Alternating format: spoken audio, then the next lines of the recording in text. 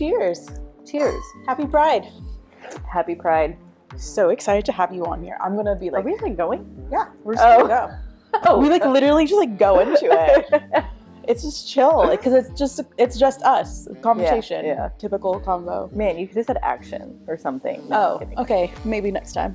I'll learn. I'm kidding. This is just like so unserious, you know, but serious at the same time. Mm-hmm. Hey, welcome to Fries and a Glass of Wine. I'm Mel, and this is the podcast where we sit down, share a plate of fries, pour a glass of wine, and just talk. Like, really talk. Every other week, I invite a friend, or sometimes a stranger, to join me for a casual, heart-led conversation about life, love, work, or whatever's on our minds. No scripts, no structure, just real conversations over fries and wine. So grab a glass, settle in, and let's see where this one goes. Today, I am laughing and chatting with my friend Shalyce as we try to spark conversation around the LGBTQIA plus community, egg freezing, and we just commiserate about adulting and just how crazy the experience is. I love this conversation so much that I actually have enough content for 2 episodes, but didn't need you guys sitting here for 90 minutes listening to me yap. So buckle up and I hope you enjoy. But yeah, Pride. And I love your shirt because whoever the fuck you want. Sorry, Mom. About that. The only Pride shirt I actually have, actually in looking for another one, but just very much so my life. Yeah. Yeah, because like, why does it matter? Why does it matter? Yeah. Did you grow up thinking that way? Or like, was your family like that? Or like... No, I would say that I grew up very conservative, Christian, traditional. You're supposed to like boys. Yeah. You can have girlfriends, but that's where it stops. Yeah. And girlfriends as friends or girlfriends as like dating? Girl space friends. Okay.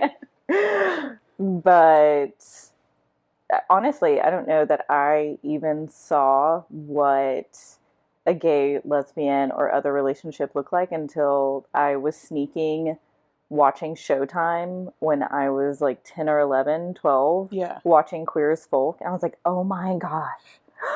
Boys kiss boys and girls kiss girls. And like, that was your awakening. That was kind of an awakening, just like understanding their life stories. And everyone is far more similar than I think we are different. Yeah. But loved Queer as Folk, loved the L Word when it came out. The original L Word, that is.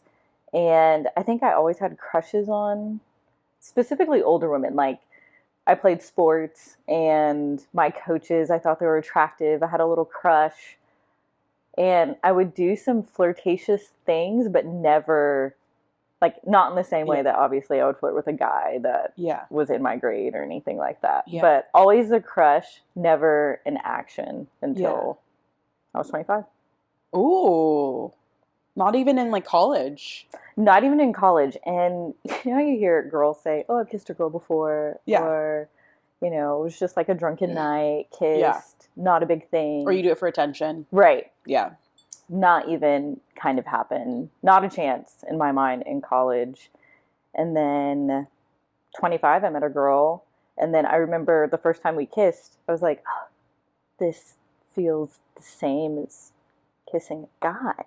Yeah. But you liked it a little bit more.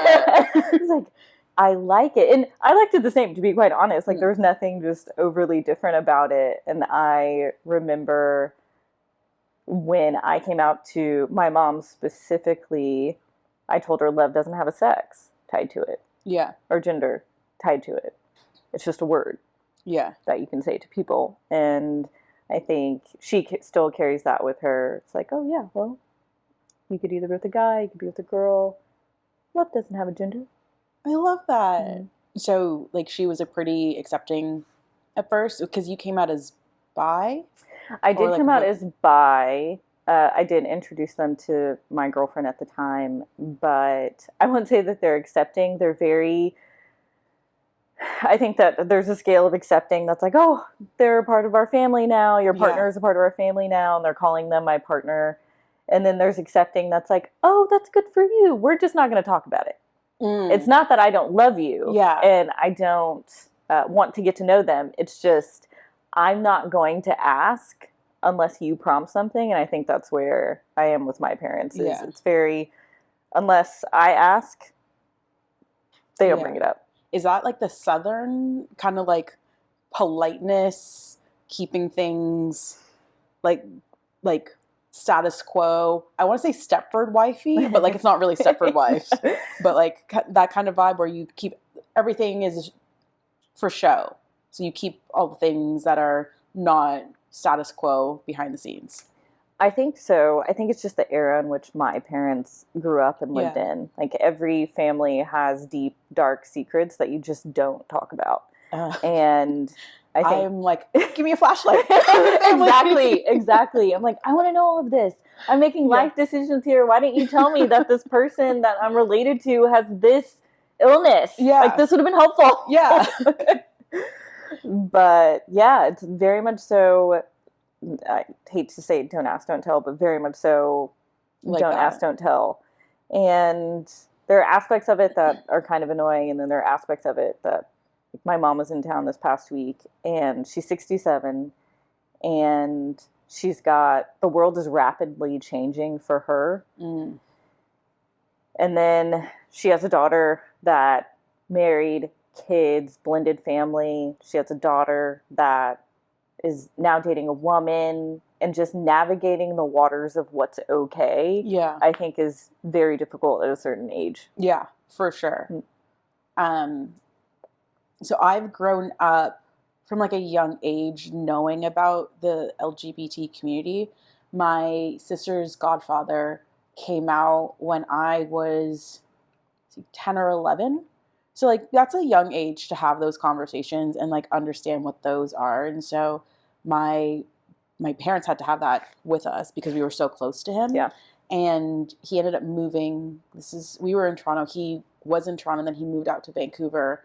You know, got a partner at the time, and then I can't remember if it was legal or not, or like when it became legal, they got married and we got invited to the wedding, but we never went. And so I'm just like, well, it's because they don't accept him. And blah, blah. I'm like writing this entire narrative, and then when I talked to my dad later on in life, he's like, no, we don't care. Like, we love him. It was too expensive to fly 4 of us across the country. I was like, oh, well, that makes a lot of sense. Yeah. And they're like, no, we don't care who he loves. We care about him. And that's it. And like, they always knew, I think, because they all lived in Jamaica together. Like, there was always whisperings, and Jamaica is very homophobic. Mm-hmm.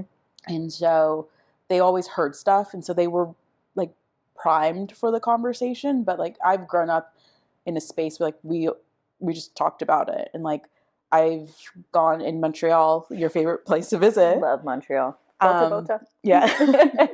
On St. Catherine Street, like that's the gate, that's the village. And like, I remember like being pretty young, and like we'd go to the movie theater and like watch a gay film. And I'm like, all right, cool. Like It was just like that exposure at a really young age. And so I've realized I've had conversations with people and they're like, wait, what's that? And I'm like, you don't know? That was actually the other day. I said something about U-hauling. Oh. Because you and I have had our conversations about U-hauling. So. And a friend is like, what's U-hauling? I'm like, you don't know what U-hauling is? And so I had to explain. And I'm like, why don't you know what U-hauling is? I'm like, I grew up in the Catholic Church and going to Catholic school, and I know what it is. Yeah, like, why don't you know? But I realized like I've just been privileged and like education and the exposure to it. And for sure. And I think that people think a lot of people think that there's an age that's too young. And a lot of people think that, you know, there's a level of maturity that comes with certain things that you tell kids. And I am now more adamantly against that. Like a coworker of mine, him and his partner have 2 daughters, 13 and 11. And I asked him, I said, so how did you guys have the conversation with your girls just about your family dynamic? And he said, we never had to have that conversation because we have been the parents that they know that they have two daddies, Mm-hmm. and that there are families that have two mommies, and that there are families that have one mommy, Yeah. and a grandmother, and a family that just has a daddy, and that like they know that well. We feel confident in sending our girls off to school, and whatever judgment they face, they're very well prepped for how to respond to a world that would say that having two daddies or having two mommies is different. But everybody's family dynamic is so different. Yeah. Even if you have both of your, like I grew up with both of my parents, but actually in a more fairy tale sense, my parents were not married when I was born. They both married other people.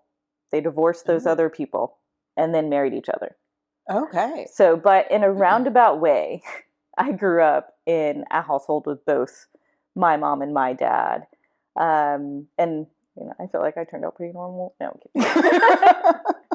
Opened up text.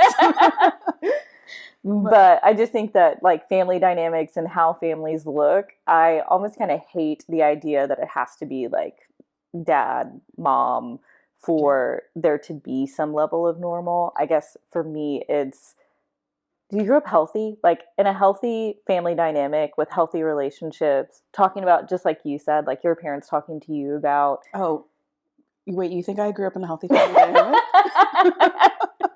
Thank you. I mean, that's a different topic for another day. But like, do you want to sit over here? No, I'm kidding. We all have our stuff, right? Yeah, but in that space, like I think that one was the healthy one. Oh, my mother's gonna kill me. But whatever, we're gonna move on. Yeah, but yeah, it's always different, and I don't know how I got so lucky with those conversations, and I'm glad I did, because like I remember like my sister's friend, like they went to elementary school, high school, and college together. So I've been at all of his graduations, and we loved him the entire time. But I remember he we went to a Catholic high school, and I think he came out, but it was like very apparent, and he was like the student body president. I'm just like, how was I in an environment where like, especially like with the Catholic presence, like that wasn't a thing? And I'm just like, interesting. Mm-hmm. We're just dealt different cards. Absolutely. But okay, so I have questions about the bi side of things. Mm-hmm. Do you get hated on in the community for being bi? Because you kind of like the best of both worlds, or like, no, is that a stereotype? Maybe a stereotype. Okay. And maybe I even have it for the stereotype as well in certain situations, but never hated on. I feel like men that I've dated after I've dated women that know that I'm bi think of it as like this cool, kinky thing. Like, oh, maybe we could have a threesome one day, and then I just say, okay, blocked. Yeah. Stuff like that. But then it becomes like almost a fetish. Yeah, very much so. No man is ever concerned about another woman. Actually, I saw a quote, or maybe a friend told me that a lesbian friend of mine said whenever she goes to the bar and she's waiting on her partner and a guy comes up, she always says she's waiting on her boyfriend. Because if she says she's waiting on her girlfriend, the guy will stay and try to engage in conversation. And her comment was, a guy has more respect for a man he's never met before than a woman saying that she's waiting on her female partner. So like, you're never free as a woman. Never. From men as a whole. No, absolutely. It's like awful. There are definitely some very, very, very good men in the world. Mm-hmm. I have dated great men, just weren't for me. Yeah. I've dated great women that also weren't for me. Yeah. But I'd say, as it relates to bi, definitely more women feel concerned because they feel like, oh, well, this is something I can't give you. Like, I can't give you the sexual aspect that comes with being a man. Yeah. And I think, well, yeah, I know anatomy. Like,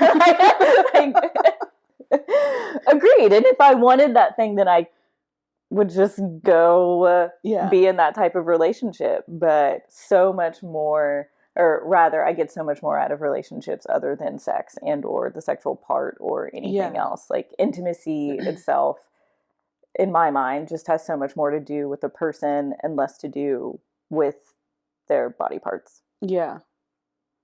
So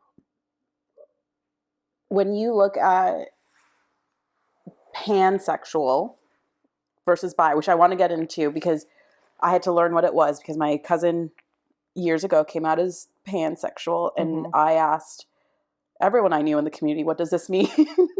And no one knew. I might have to. Which one is pan is you're attracted to the soul. It doesn't matter gender or I'm hopefully don't get canceled for this. But it doesn't matter gender. And I think the difference between bi and pan is like the social constructs of gender. Okay. That is what How is that different than queer? You're asking me? I'm the A and I'm the ally. I'm asking you. I am just asking the community as a whole to send out a memo with the definitions and also get on the same page with like what the not the symbol, but like the abbreviation is.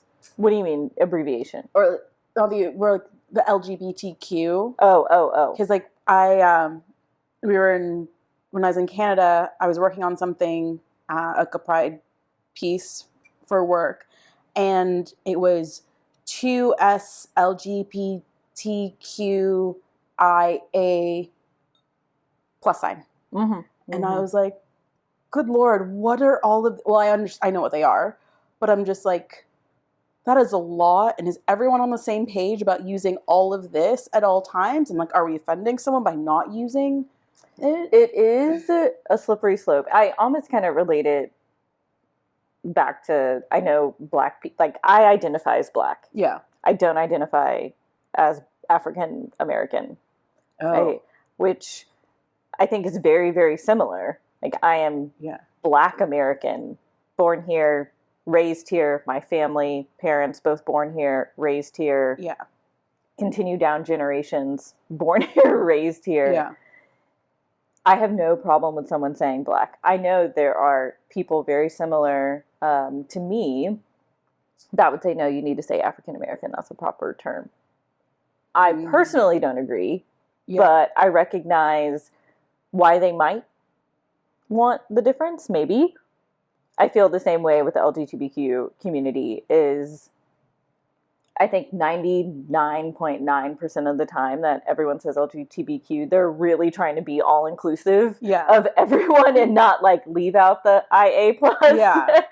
So I don't take any sort of offense to it at all. I can understand why someone does. And I guess in that sense, I always ask all of my queer friends, it is a little bit of a burden, but if you want something, you have to be able to ask and or correct somebody. Yeah.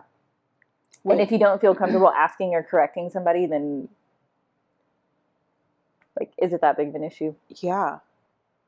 That it applies, like you said, to like blackness in America and like that intersectionality that you sit on like both of those. And like, that's a lot to carry. I mean, because I think about it, I'm Black and I'm Asian and I'm an immigrant or two-time immigrant. And I'm like, that's an intersection that's very unique that I carry a lot of. And I'm just like, I don't have capacity to understand what's going on over here because I already have so much here. So like, do you, going back to the labels, what you're saying is as long as someone's trying. Absolutely. Yeah. As long as someone's trying. And I personally don't read too much into it. Like, I'd probably more so identify as queer. Yeah. Because I don't know that the body part doesn't matter to me. It's really about the person, who they want to be, who they're trying to be, how they show up in the world. Yeah. Is very important to me. And so I would absolutely more so identify as queer. That can look very similar to bi, because I have only dated cis men and cis women. Okay. So before we dive further, we're going to have to go through the glossary. Cis meaning a person whose gender identity corresponds to their sex assigned at birth. Yes. Then we talk about pan, which is, we believe, is similar to queer and bi, where you're just attracted to the soul, like the person. Whereas bi also prescribes the gender social constructs on it. Which is really sad about all of this is that I took gender comms and culture. And I should know this. Yeah. Also, again, going back to the progressiveness of like my upbringing, like that was an Very option much so. for me to take, and I did not make the most of it, clearly, because I don't remember all of these. So 2S is two spirit for the indigenous community, or okay. in Canada we call them indigenous. Okay. I think in America it's the Native American community. I hope that's not incorrect. I think so, yes. Okay. 2S, LGB, lesbian, gay, bi, trans, intersectional, or intersex. Intersex. But that is more of how you're born. Yes. With the two reproductive parts. Yep. And then asexual, I think. Oh, I thought that was for ally. No. Oh, we don't get it included. Oops. We're really going to have to fact check this. Oh, you know what? I think without fact checking, it's like we're having the conversation. You know, I think that the baby steps to getting there, we're having the conversation, and then people can get curious on their own and learn more. But we're having it. Yeah. So I think that's where we're winning. For sure. And we're understanding how it's confusing sometimes. Like I said, just send out a memo. That's all I'm asking for. Come together, send it out. Same with Black people. Send out a memo. I'd be Asians. fine with a memo, except we can't agree on simple things. Just like as a country, we can't agree on simple things. So like asking, all Black people or all we're not a gay monolith. People, is hard. And I think that I have friends now that identify as asexual, which is what?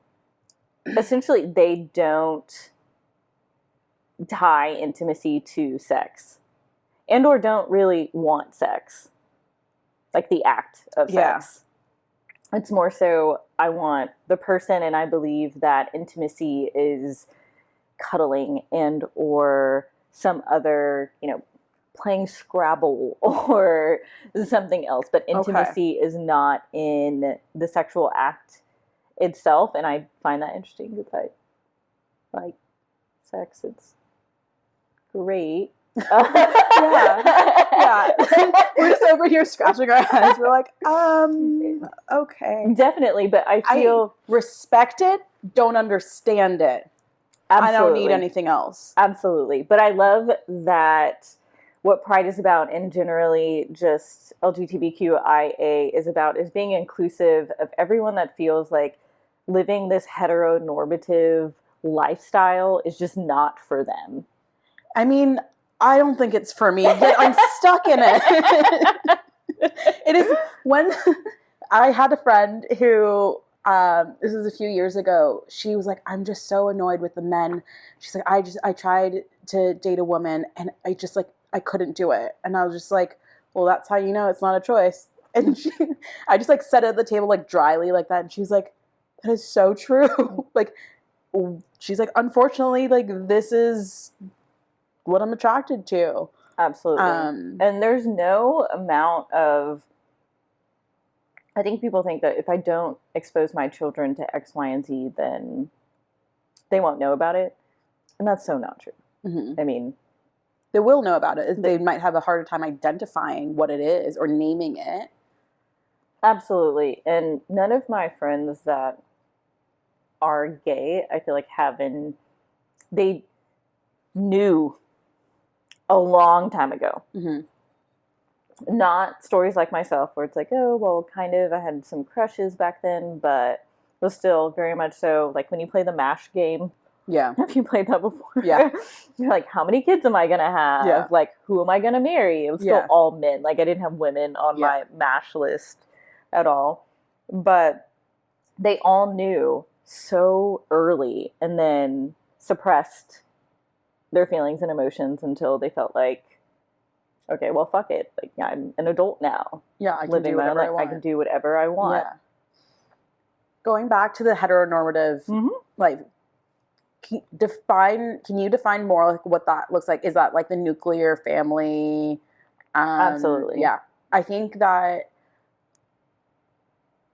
I push against that so much, and I'm like, there are some people who should not be having babies, should not be parents. Girl. But like you feel like you have to do that and you have to follow this trajectory, and I'm like, you should not have done that. You would have been so much happier doing something else. But like, why do we feel like we need to fall in this? Like, I think that's what I'm like, I push against it, because like the amount of times I get, when are you having babies? Oh, man. When are you going to settle down? I'm Such like, an annoying question. good Lord. So annoying. I have had this conversation with friends before just about in growing up, you are constantly reaching these yearly goals. Like, yes. you go from 3rd grade to 4th grade to 5th grade, et cetera, et cetera. You do that until you're in 12th grade. Then you go to college, and then that's a yearly thing. Which we're also like almost conditioned that that's the path we should be taking. Absolutely. And then look down upon if that's not the path. Absolutely. And so you're given this instruction that's like, every year I reach this goal that is this new height.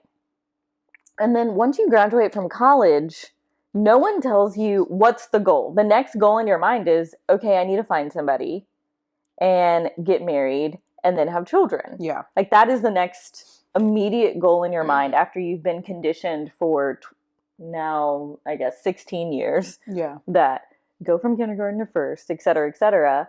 And I think that there are a lot of people that struggle with what comes after the graduation. Yeah. Like, what is my next goal? Get a job. Great. Okay, I get that job. I'm working there, twiddling my thumbs, learning the business, maybe traveling. What's next? Yeah. This constant, We're all what's next? lost. We're all lost. Yeah. We're all lost. It's like, oh, until I find my person and or buy the house, there's buy a car, buy the house. Also, in this economy, which I love to say, buying a house in this economy, absolutely not. Man, I would love one day to sell my house, and then I look at my current interest rate. Like, I'm never going to be able to afford anything else. Yeah. I need to stay here for as long as I possibly can. Yeah. But no, I think that we're conditioned to like constantly be moving and thinking about the next goal that we're going to achieve in life. That mid-20s get to be really hard when you feel like, oh, I have nothing to look back and show. Like, I went on a couple dates. I don't have a degree that's tied to that, or like a graduation tied to the 20 dates that I went on in 2016 or whatever.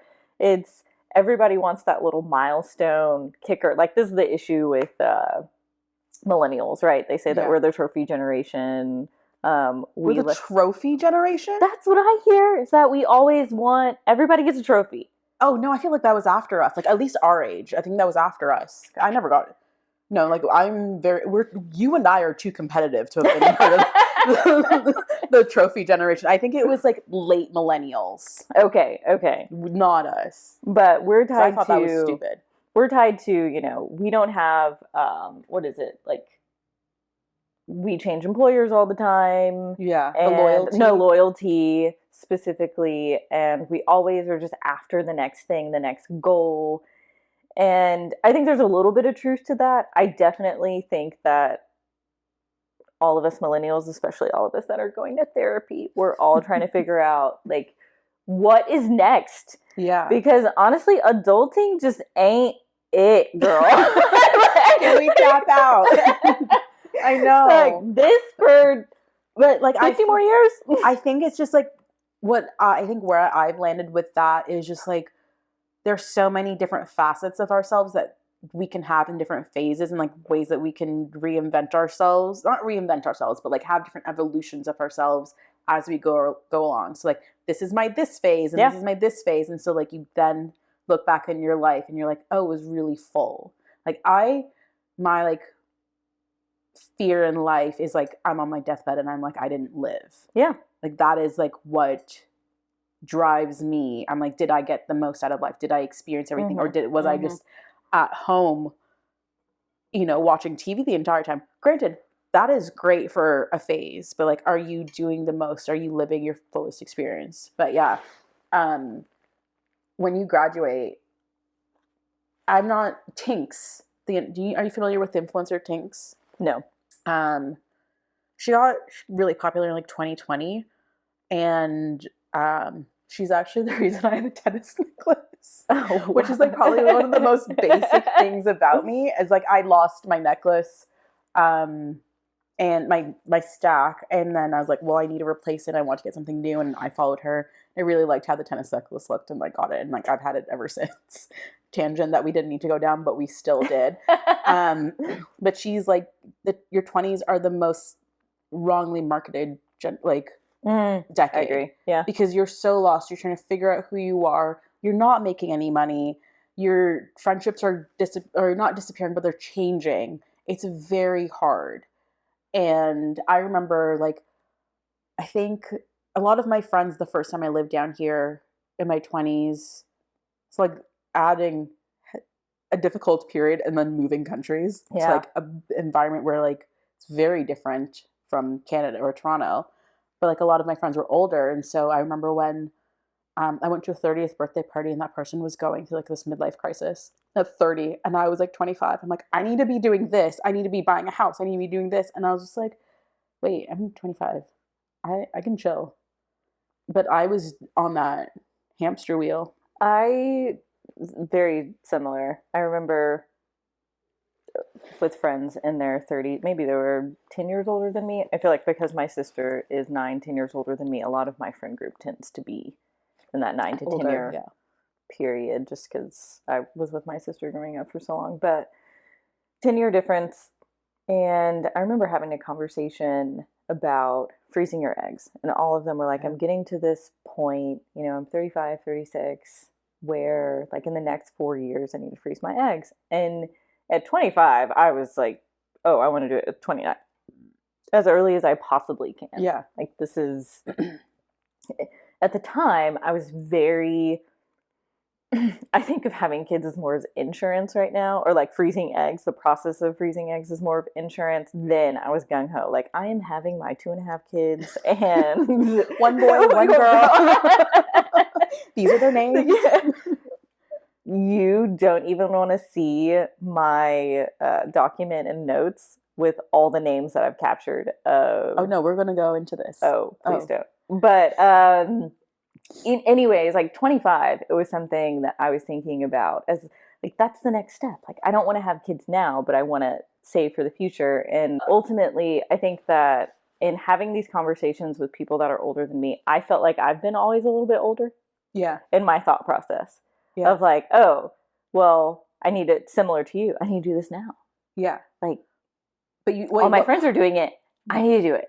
What paused you? Because you just froze your eggs like a month ago. I did. Like, and you're not 29. I'm not 29. So like what paused you from doing it then and doing it now? That's a great question.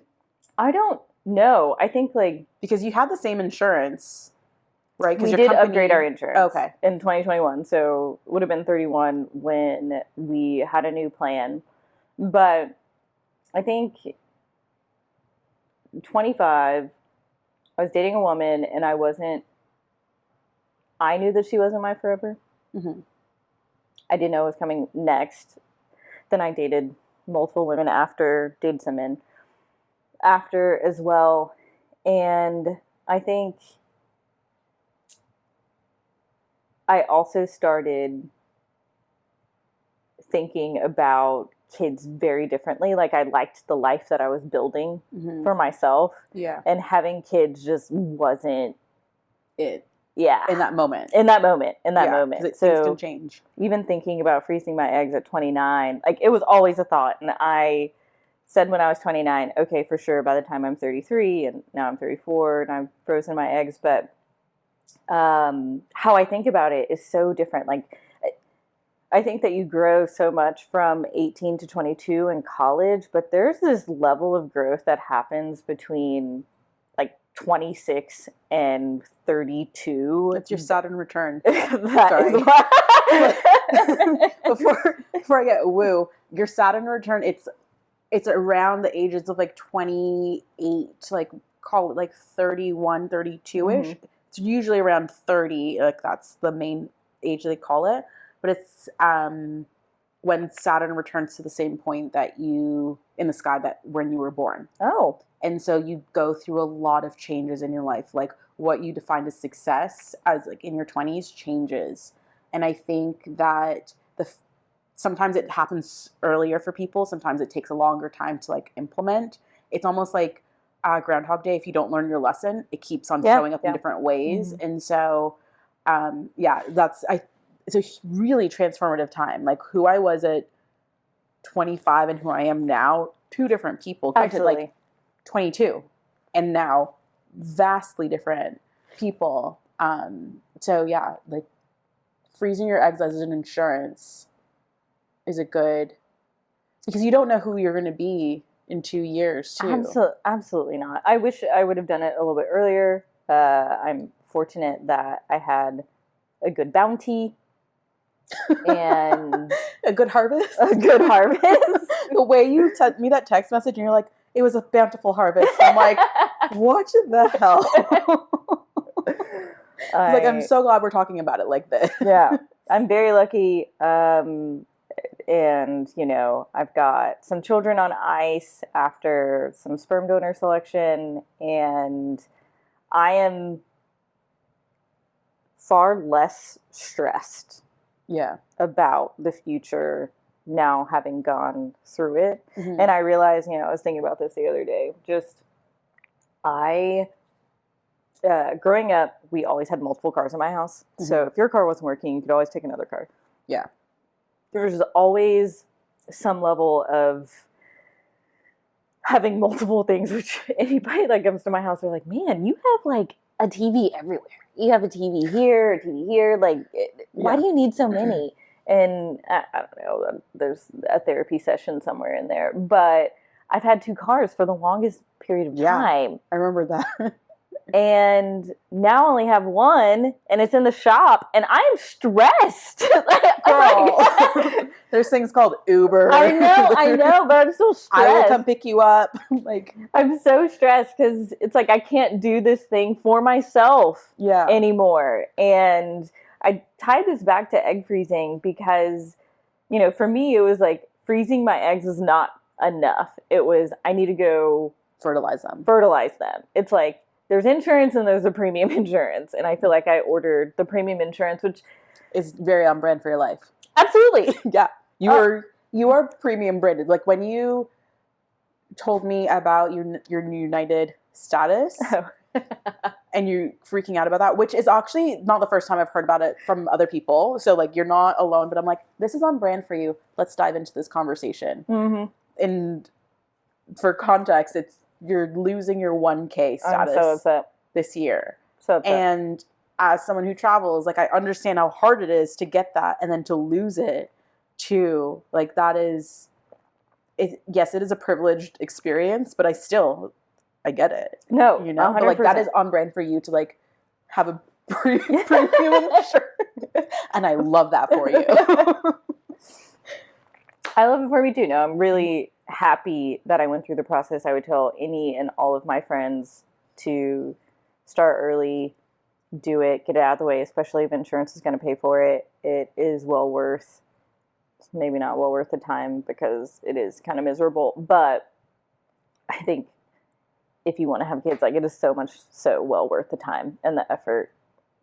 Did you like your feelings about having kids, are you still undecided, or like do you have like a little bit of an itch?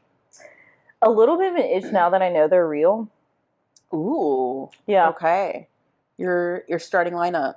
Yeah. Yeah. Yeah. Now that I know that they're real, like, you know, me and my girlfriend just write down names that we really like. Are they similar or different to the names you already had? Different. Okay. Because you're building this list together. Yeah, building this list together. Granted, it started with a couple of names that I had. Like, I had this whole fantasy that all my kids were going to be named after, like, their first names would be last names of presidents. Had a whole thing. What in the Dallas conservatism I don't is this? know. I just, for whatever reason, I really like themes, and that just seemed like a really nice theme. Like presidential. Okay. Love you dearly. That's a choice. That is a choice. But no, we're going through names, and like we've talked strategy on order of which egg to do when, and are we gonna have twins? Oh yeah, and I've all thought this of that. other stuff. I always wanted to have a boy first because I wanted the boy to like take care of the girl. I feel the exact same way. I feel like the men that I have dated that were most respectful were older siblings to women or to their sisters. We've had this conversation about what we would do with this, with that. I have one girl, and my girlfriend's like, she needs to come first. I'm like, no, let's not do her first. But she is also the healthiest. Wait, you can tell the health of them? Yeah, or probability of success. Oh. It gets really detailed. It's like natural selection at work is crazy. Like, they don't tell you enough when you're in 8th grade learning about mitosis. Like, this is wild. Wait, how old were you when you learned about the birds and the bees in school? I grew up in Texas, girl. We never learned about the birds and the bees. But I guess to close the loop on the egg freezing thing, suggest it for anybody, everybody. You want to talk about it? We can talk about it.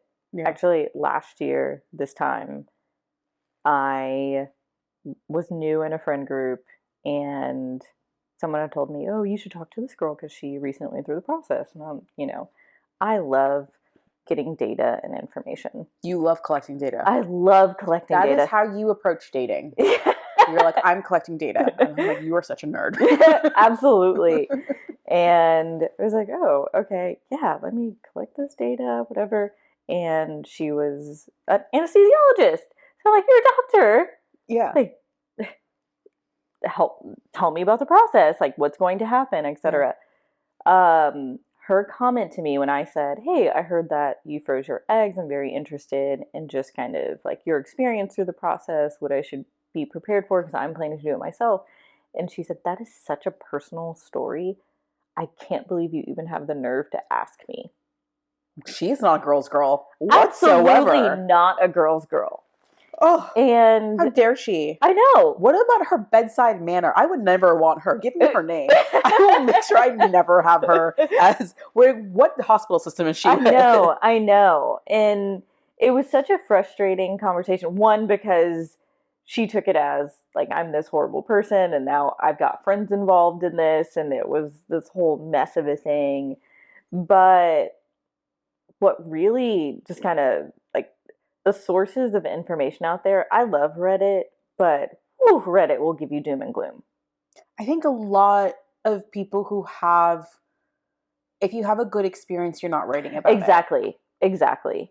Yeah. And so when you started going through it, I was just like, well, respectfully, I'm going to avoid you for that week because your hormones are going to be all over the place, because that was the feedback I got from my friend who her hormones were all over the place that week. And like, she was just triggered by everything, which is not her fault because you're being shot up with hormones. And I was just like, I love you, but I'm just going to avoid that week just so that, something doesn't get said that doesn't need to get said. Yeah. No, but sure. I did see you and you were fine. You were just bloated. Yeah. Yeah. So it's different for everyone. So if you have a good experience, people don't talk about it.